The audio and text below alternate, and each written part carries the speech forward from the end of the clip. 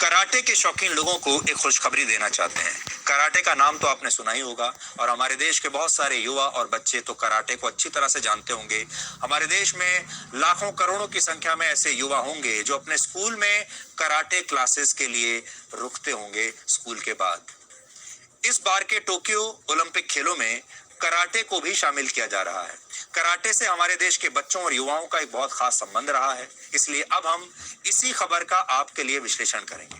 इस साल के ओलंपिक खेलों में कराटे को शामिल किया गया है और इसकी कोशिशें आज से नहीं बल्कि 50 साल से की जा रही थी और 50 वर्षों के बाद अब कामयाबी मिली है। लेकिन पहली बार वर्ष 2015 में जापान की तरफ से इसे लेकर एक प्रस्ताव रखा गया था और ये तय हुआ कि टोक्यो ओलंपिक खेलों में कराटे को भी शामिल किया जाएगा। हालांकि इसे अब भी ओलंपिक खेलों में पक्की जगह नहीं मिली है। इंटरनेशनल ओलंपिक कमेटी ने यह तय किया है कि फिलहाल कराटे सिर्फ टोक्यो ओलंपिक्स का ही हिस्सा होगा और फिर प्रदर्शन के आधार पर इसका भविष्य तय किया जाएगा कि आगे के भविष्य के ओलंपिक खेलों में भी इसे शामिल करेंगे या नहीं। 23 जुलाई से शुरू होने वाले इस बार के ओलंपिक खेलों में कुल 33 खेल शामिल किए गए हैं, जिनमें 5 स्पोर्ट्स ऐसे हैं जो पहली बार शामिल किए गए हैं। इनमें कराटे के अलावा स्केटबोर्डिंग, स्पोर्ट क्लाइंबिंग, बेसबॉल और सर्फिंग को भी शामिल किया गया है, जिनके कुल इवेंट्स इस बार के ओलंपिक्स में होंगे। इसके अलावा इंटरनेशनल ओलंपिक कमेटी ने यह फैसला किया है कि वर्ष 2024 के पेरिस ओलंपिक्स में ब्रेक डांस को भी शामिल किया जाएगा। तो सोचिए, ब्रेक डांस अगले ओलंपिक खेलों में शामिल किया जाएगा। कहा जाता है कि मार्शल आर्ट फॉर्म कराटे वर्ष 1920 में जापान में बहुत लोकप्रिय होता है। ये मार्शल आर्ट्स का ही एक रूप होता है जिसे कराटे कहते हैं। लेकिन दूसरे विश्व युद्ध के दौरान इसका विस्तार पूरी दुनिया में हुआ और इसे लेकर बहुत सारी हॉलीवुड फिल्में भी बनाई गई, जिससे ये और ज्यादा मशहूर हो गया। अमेरिका के मशहूर मार्शल आर्टिस्ट ब्रूस ली ने कराटे को लोकप्रिय बनाने में बहुत बड़ी भूमिका निभाई।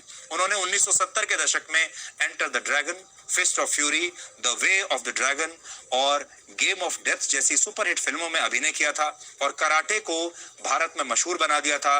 मार्शल आर्ट्स को पूरी दुनिया में उन्होंने मशहूर बना दिया था, ग्लैमराइज कर दिया था, क्योंकि पूरी दुनिया के जो युवा होते हैं, बच्चे होते हैं, वो उन चीजों से ज्यादा प्रभावित होते हैं जिन्हें वो फिल्मों में देखते हैं।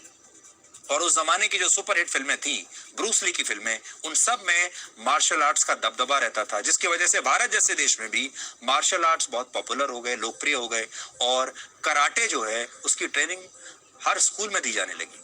कहा जाता है कि उस जमाने में लोग भारत में ब्रूस ली की फिल्में देखने के लिए पैसा जमा किया करते थे और फिर इन फिल्मों की कैसेट्स खरीदते थे। ब्रूस ली के बाद हांगकांग के मशहूर अभिनेता जैकी चैन ने भी अपनी कई फिल्मों से कराटे को दुनिया भर में लोकप्रिय बनाया। इसके अलावा वर्ष 1984 में अमेरिका में द कराटे किड नाम से एक फिल्म आई जो पूरी दुनिया में लोकप्रिय हुई थी और बाद में वर्ष 2010 में भी इस फिल्म का एक रीमेक बना। इस समय पूरी दुनिया में 10 करोड़ लोग कराटे की ट्रेनिंग लेते हैं। पूरी दुनिया में मार्शल आर्ट्स का कारोबार $5 बिलियन यानी 39,000 करोड़ रुपए का है।